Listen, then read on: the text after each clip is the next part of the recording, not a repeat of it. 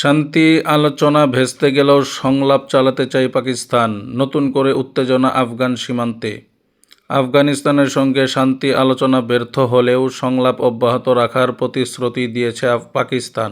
তবে দেশটি বলেছে তাদের মূল নিরাপত্তা উদ্বেগ আফগান ভূখণ্ড থেকে সন্ত্রাসবাদ আগে সমাধান করতে হবে। দক্ষিণ এশিয়ার দুই প্রতিবেশী দেশের মধ্যে সাম্প্রতিক সীমান্ত সংঘর্ষে ডজন খানেক প্রাণহানির পর 19 অক্টোবর কাতারে হওয়া যুদ্ধবিরতি চুক্তিকে দৃঢ় করার লক্ষ্যে তৃতীয় দফা বৈঠক অনুষ্ঠিত হয়েছিল তুরস্কের ইস্তাম্বুলে। রোববার পাকিস্তানের পররাষ্ট্র মন্ত্রণালয় জানায়, দুই দেশের দ্বিপাক্ষিক মতপার্থক্যের সমাধানে পাকিস্তান সংলাপে অটল। তবে আমাদের মূল উদ্বেগ আফগানিস্তান থেকে উদ্ভূত সন্ত্রাসবাদকেও সর্বাগ্রে মোকাবেলা করতে হবে। তৃতীয় দফা আলোচনার সমাপ্তি ও অভিযোগ পাল্টা অভিযোগ হয়েছে। ইসলামাবাদ প্রথমবারের মতো স্বীকার করেছে যে তৃতীয় দফা আলোচনা শুক্রবার শেষ হয়েছে। পাকিস্তানের অভিযোগ, আফগান তালেবান সরকার স্থলে কোনো পদক্ষেপ নেয়নি এবং প্রথম দফায় দেওয়া প্রতিশ্রুতি থেকে সরে গেছে। অন্যদিকে আফগান সরকার বলেছে, আলোচনার ব্যর্থতা সত্ত্বেও পাকিস্তানের সঙ্গে যুদ্ধবিরতি বহাল থাকবে। তবে তারা ইসলামাবাদের দায়িত্বজনীন ও অসহযোগিতামূলক আচরণকে দোষারোপ করেছে।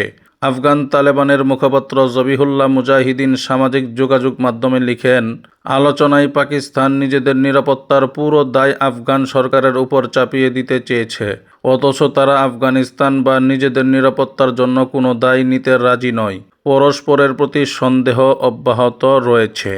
ইসলামাবাদ বহুদিন ধরে অভিযোগ করে আসছে যে আফগানিস্তান পাকিস্তানি জঙ্গি সংগঠন তেহরিকে তালেবান পাকিস্তান (TTP) এর সদস্যদের আশ্রয় দিচ্ছে, যারা পাকিস্তানের নিয়মিত প্রাণঘাতী হামলা চালায়। আফগান তালেবান এই অভিযোগ অস্বীকার করেছে।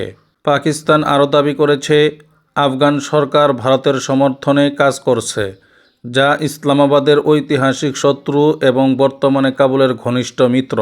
অন্যদিকে আফগানিস্তান অভিযোগ করেছে, পাকিস্তান তাদের ভূখণ্ডে সশস্ত্র গোষ্ঠীগুলোকে সমর্থন দিচ্ছে এবং তাদের সার্বভৌমত্ব লঙ্ঘন করছে।